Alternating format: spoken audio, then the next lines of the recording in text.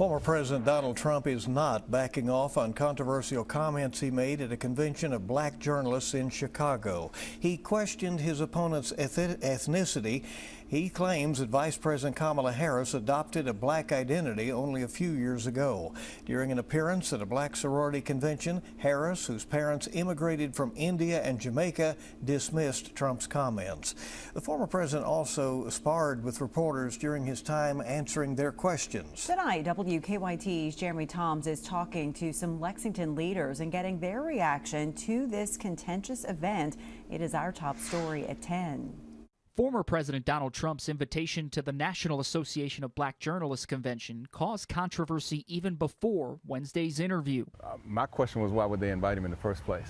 Yet Liza Holland with Lexington's League of Women Voters says it had the potential to bring forth a valuable discussion. So much of what we are tuned into today tends to be from one side of the aisle or the other, and finding ways that you can hear the opposing viewpoints, I think, is super important. But she feels the former president's resorting to rhetorical attacks on reporters and Vice President Kamala Harris took away from that opportunity. I think they're completely inappropriate for this type of a space. That's his method of deflection, always.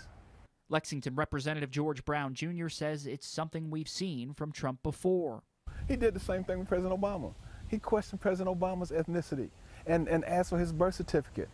Brown believes those methods will continue, and while it may not dissuade Trump's base, I think it could probably be motivating for a certain sector of the populace, and unfortunately for former President Trump, it may not go his way. Holland hopes they can see more debates centered on policy moving forward so that voters can show up to polls informed this November. Yours might very well be one of the ones that throws one side or the other over the edge, and I want everybody to vote their conscience. In Lexington, Jeremy Toms, WKYT.